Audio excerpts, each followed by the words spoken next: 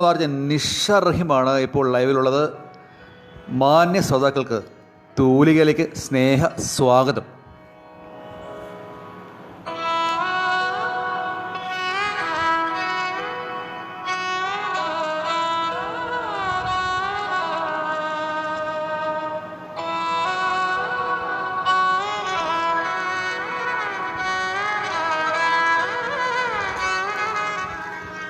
ഇത്തിരി നേരത്തെ ഒത്തിരി വിശേഷങ്ങളുമായി ഫണി ഫാസ്റ്റ് FM 91.2 ഞാൻ നിങ്ങളുടെ സ്വന്തം നിഷ റഹീമാണ് ഇപ്പോൾ ലൈവിലുള്ളത്.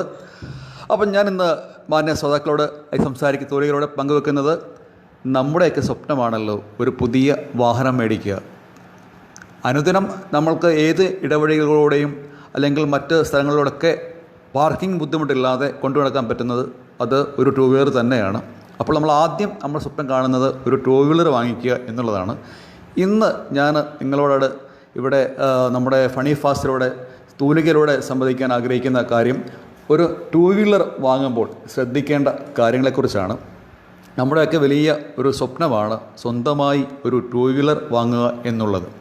അപ്പോൾ ഒരു ടൂ വീലർ വാങ്ങുമ്പോൾ നമ്മുടെ സ്വപ്നം എന്ന് പറയുന്ന അതിലേക്ക് കടക്കുവാനായിട്ട് നമ്മൾ ആദ്യം ചെയ്യുന്നത് ഒന്നെങ്കിൽ ഈ സ്കൂട്ടർ വാങ്ങുവാനുള്ള പണം സമ്പാദിച്ച് സ്വരുക്കൂട്ടി വെച്ചിട്ട് ഏതെങ്കിലും ഒരു ഷോറൂമിൽ പോയി ടൂ വീലർ വാങ്ങിക്കുക എന്നുള്ളതാണ്. അതിന് നമ്മളെ ആകർഷിക്കുന്ന പ്രധാനപ്പെട്ട രണ്ട് ഘടകങ്ങൾ: ഒന്ന് അതിൻ്റെ നിറം, രണ്ട് ഈ സ്കൂട്ടറിൻ്റെ സൗന്ദര്യം.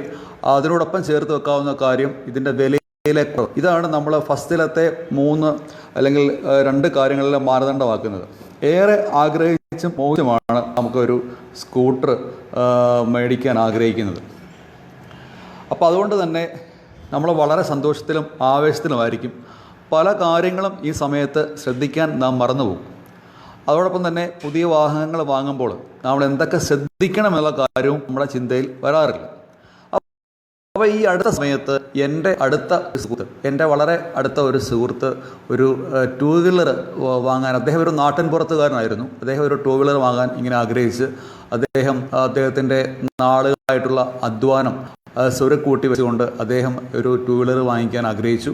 അങ്ങനെ അദ്ദേഹം പല സ്ഥലങ്ങളിലും ഈ ടൂ വീലറിനെ കുറിച്ച് അധികം പഠിക്കാതെ തന്നെ ഗഹനമായി പഠിക്കാൻ അദ്ദേഹത്തിൻ്റെ മറ്റുള്ള സുഹൃത്തുക്കൾ ഉപയോഗിച്ചെങ്കിലും അദ്ദേഹത്തിൻ്റെ മനസ്സിലൊരു ടൂ വീലർ മാത്രമായിരുന്നു സ്വപ്നം.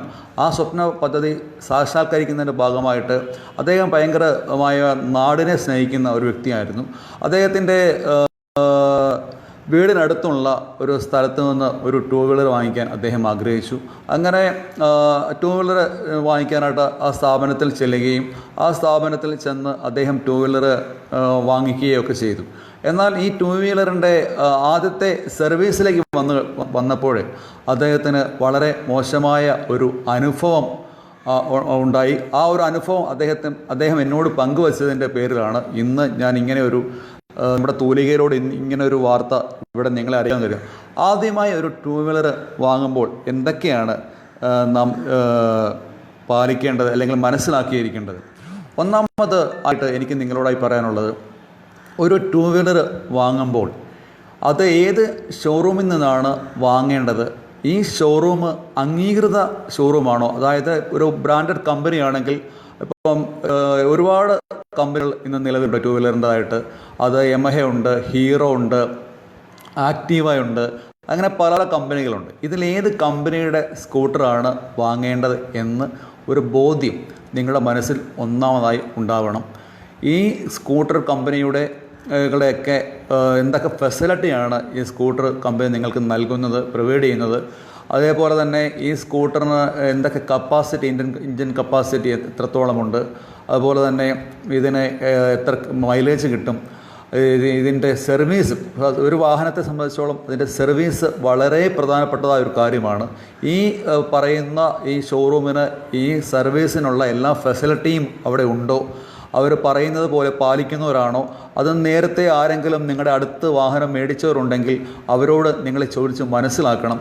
മനസ്സിലാക്കിയതിന് ശേഷം ഇവൻ്റെ മാനേജ്മെൻറ്റ് പറയുന്ന കാര്യങ്ങളൊക്കെ അതുപോലെ കൃത്യമായി പാലിക്കുന്നവരാണോ, അവിടുത്തെ ജോലിക്കാർ വളരെ ഏബിളായിട്ടുള്ള ആൾക്കാരാണോ, ഇതൊക്കെ നിങ്ങൾ മനസ്സിലാക്കിയിരിക്കേണ്ട പ്രധാനപ്പെട്ട കാര്യമാണ്. അഥവാ ഇനി ഫിനാൻസ് അറേഞ്ച് ചെയ്ത് മേടിക്കുന്ന വാഹനമാണെങ്കിൽ അതിന് ഫിനാൻസ് എന്തൊക്കെയാണ് വേണ്ടത്, അതിനകത്ത് ഇവർ പറയുന്ന ടേംസ് ആൻഡ് കണ്ടീഷൻസ് എന്തൊക്കെയാണ്, അത് കൃത്യമാണോ, അതൊക്കെ പിന്നീട് നമുക്ക് ബുദ്ധിമുട്ടായി വരുന്ന കാര്യങ്ങളാണോ എന്നൊക്കെ കൃത്യമായി മനസ്സിലാക്കിയിട്ട് വേണം ഒരു വാഹനം മേടിക്കുവാൻ. അതുപോലെ തന്നെ വാഹനം മേടിക്കുമ്പോൾ ഷോറൂമിൽ എത്ര വണ്ടി ആ ഷോറൂമിൽ ഈ പറയുന്ന കമ്പനിയുടെ ഏത് കമ്പനിയാണോ, ഇപ്പോൾ യമഹ ആണെങ്കിൽ യമഹയുടെ എത്ര സ്കൂട്ടർ ആ ഷോറൂമിൽ ഉണ്ടാവും എന്നൊക്കെ ഉള്ള കാര്യങ്ങൾ നിങ്ങൾ കൃത്യമായി മനസ്സിലാക്കണം. അതേപോലെ തന്നെ അംഗീകൃതമായിട്ടുള്ള, അതായത് യമഹ ആണെങ്കിൽ യമഹയുടെ അല്ലെങ്കിൽ മറ്റ് ഉള്ള വാഹനങ്ങളാണെങ്കിൽ ആ വാഹനത്തിൻ്റെ അംഗീകൃത ഡീലർഷിപ്പാണോ ഇദ്ദേഹത്തിനുള്ളത്, ഈ ഒരു ഷോറൂം നടത്തിപ്പിക്കുന്ന ആ കമ്പനിക്ക് അല്ലെങ്കിൽ ആ ഒരു ഗ്രൂപ്പിന് ഉള്ളത് എന്നൊക്കെയുള്ളത് വളരെ വ്യക്തമായി മനസ്സിലാക്കണം. ഇല്ലെങ്കിൽ പിന്നീട് നിങ്ങൾ തീർച്ചയായിട്ടും നിങ്ങൾക്ക് അബദ്ധമുണ്ടാകും, നിങ്ങളുടെ ജീവിതത്തിൽ ദോഷങ്ങൾ വന്ന് ഭവിക്കും. പിന്നീട് നിങ്ങൾക്ക് സർവീസിൽ തന്നെ നല്ല സുതാര്യമായൊരു സർവീസ് ലഭിക്കുകയില്ല, നിങ്ങളുടെ പണം അവിടെ കബളിപ്പിക്കപ്പെടും. അതുകൊണ്ട് വാഹനം മേടിക്കുമ്പോൾ വളരെയധികം ഒരു കാര്യങ്ങൾ ശ്രദ്ധിക്കേണ്ടതുണ്ട്. അതിൽ ചിലത് മാത്രമാണ് ഇപ്പോൾ ഞാൻ ചുരുങ്ങിയ സമയത്തിനുള്ളിൽ പരാമർശിച്ചിരിക്കുന്നത്. അതുപോലെ തന്നെ വാഹനം മേടിക്കുമ്പോൾ ഈ പുതിയ വാഹനങ്ങൾ ഷോറൂമിൽ നിന്ന് വാങ്ങുമ്പോൾ ശ്രദ്ധിക്കേണ്ടതായിട്ടുള്ള ചില കാര്യങ്ങൾ കൂടി ഞാനിവിടെ പരാമർശിക്കാൻ ആഗ്രഹിക്കുകയാണ്. കമ്പനിയിൽ നിന്നും എത്തിക്കുന്ന വാഹനങ്ങൾ അതേ പുതുമയോടെയാണോ മിക്ക ഷോറൂമുകളും ഉപഭോക്താക്കൾ നൽകുന്നത് എന്നതിൽ നമ്മളൊന്ന് ചിന്തിക്കേണ്ടതുണ്ട്. ചില സ്ഥാപനങ്ങളിൽ നിന്നൊക്കെ വാങ്ങിക്കുമ്പോൾ, ഇപ്പം ഉദാഹരണമായിട്ട് പറഞ്ഞു കഴിഞ്ഞാൽ ഈ കമ്പനി നമുക്ക് നൽകുന്ന, അതായത് കമ്പനി ഒരുപാട് വാഹനത്തിനോടൊപ്പം തന്നെ ഗിഫ്റ്റുകളൊക്കെ നൽകാറുണ്ട്. അതായത് ഉദാഹരണമായിട്ട് പറഞ്ഞു കഴിഞ്ഞാൽ വണ്ടിയുടെ മിറർ, അതുപോലെ തന്നെ floor mat, handle, ladies handle, ഇങ്ങനെയൊക്കെയുള്ള ഒരുപാട് കാര്യങ്ങൾ, ലേഡീസ് ഹാൻഡിൽ, ഇങ്ങനെയൊക്കെയുള്ള കാര്യങ്ങൾ കമ്പനി നൽകുന്നത് ഈ ഷോറൂമുകാർ നൽകുന്നുണ്ടോ എന്ന് ഒക്കെ നിങ്ങൾ മനസ്സിലാക്കിയിരിക്കണം.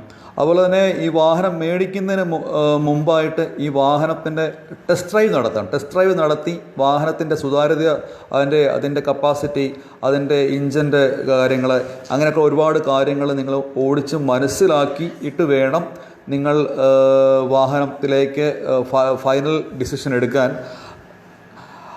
പിന്നെ വാഹനത്തിൻ്റെ സാമ്പത്തിക ഇടപാട്, അതായത് സാമ്പത്തിക ഇടപാട് എന്ന് പറയുമ്പം ഫിനാൻസ് അറേഞ്ച് ചെയ്ത് മേടിക്കുന്നവരുണ്ടാവും, അല്ലാതെ വാങ്ങുന്നവരും ഉണ്ടാവും. അപ്പം റെഡി ക്യാഷ് കൊടുത്താണ് നിങ്ങളൊരു വാഹനം മേടിക്കുന്നുണ്ടെങ്കിൽ നിങ്ങൾക്ക് അത് എത്ര ദിവസം കൊണ്ട് ഈ വാഹനം നിങ്ങൾക്ക് ലഭിക്കും, ആ വാഹനത്തിൻ്റെ മറ്റുള്ള പേപ്പർ കാര്യങ്ങളൊക്കെ കൃത്യമായി ഇവർ ചെയ്തു തരുമോ എന്നൊക്കെയുള്ള കാര്യങ്ങൾ വാക്കാലല്ലാതെ തന്നെ എഴുതി മേടിക്കാൻ ശ്രമിക്കണം. കാരണം എൻ്റെ സുഹൃത്തിന് ഉണ്ടായ ഒരവസ്ഥ എന്ന് പറയുന്നത്, അദ്ദേഹം റെഡി ക്യാഷ് കൊടുത്ത് വാങ്ങിയ വാഹനത്തിന് 18 ദിവസത്തോളം അദ്ദേഹത്തെ ഇട്ട് നടത്തിക്കുകയുണ്ടായി. അത് നടത്തിച്ചതിന് ശേഷമാണ് അദ്ദേഹത്തിന് വാഹനം കിട്ടിയത്. അദ്ദേഹം തന്നെയാണ് പോയി ഇതിൻ്റെ RTO ഓഫീസിൽ പോയി ഇത് വണ്ടിയുടെ പേപ്പർ ഭാഗങ്ങളെല്ലാം ശരിയാക്കി വാങ്ങിയത്. ഈ പറയുന്ന അദ്ദേഹത്തിൻ്റെ അടുത്ത് ആദ്യമേ ഈ ഷോറൂമിൻ്റെ വ്യക്തികൾ പറഞ്ഞിരുന്നത് അദ്ദേഹത്തിന് ഈ വണ്ടി കൃത്യമായിട്ടും എല്ലാ കാര്യങ്ങളും ചെയ്ത് കൊടുത്തോളാം എന്നാണ് പറഞ്ഞിട്ടാണ് പണം വാങ്ങിയത്. എന്നാൽ അദ്ദേഹത്തിനോട് അത് പാലിക്കുകയുണ്ടായില്ല. അതിനുശേഷം അദ്ദേഹത്തിൻ്റെ കൈപ്പേറിയ അനുഭവം എന്ന് പറയുന്നത്, അദ്ദേഹം ഈ വാഹനം മേടിച്ചപ്പോൾ ഈ വാഹനത്തിൻ്റെ ആദ്യത്തെ സർവീസിൽ തന്നെ അദ്ദേഹത്തിനെ കബളിപ്പിച്ചു, ചീറ്റ് ചെയ്തു. അപ്പോൾ അതൊക്കെ നമുക്കുണ്ടാകാതിരിക്കണമെന്നുണ്ടെങ്കിൽ നാം ഇതൊക്കെ ശ്രദ്ധിക്കണം. നമ്മുടെ സമയം, ഒരു ദിവസം നമ്മൾ വാഹനം കൊണ്ട് കൊടുക്കുമ്പോൾ വേണമെന്നുണ്ടെങ്കിൽ നമുക്ക് ആ ഒരു സ്ഥലത്ത്, ആ ഷോറൂമിൽ നമ്മൾ ഒന്ന് കാത്തിരിക്കണം. എന്നിട്ട് നമ്മൾ ഒരു കൂടി വന്നാൽ 10-40 രൂപയുടെ ഇതേ ഉള്ളൂ, നമ്മളൊന്ന് ചെക്ക് ചെയ്ത് നോക്കണം, ഇവർ ഈ പറയുന്ന ഇതൊക്കെ നമുക്ക് നൽകിയിട്ടുണ്ടോ, അതോ നമ്മുടെ പണം മേടിച്ചിട്ടൊരു ബില്ല് തന്ന് നമ്മളെ കബളിപ്പിച്ച് വിടുകയാണോ എന്നൊക്കെയുള്ള നമ്മൾ ശ്രദ്ധിക്കേണ്ടതുണ്ട്. അപ്പോൾ ഇത്തിരി നേരത്തെ ഒത്തിരി വിശേഷങ്ങളുമായി ഫണി ഫസ്റ്റ് FM 91.2 ഞാൻ നേരിടുന്ന നിഷ റഹീമാണ് തൂലികരോട് സംസാരിച്ചു കൊണ്ടിരിക്കുന്നത്. അപ്പം നമുക്കൊരു ചെറിയൊരു ബ്രേക്ക് എടുക്കാം. ബ്രേക്ക് എടുത്തതിന് ശേഷം തിരിച്ചു വരാം.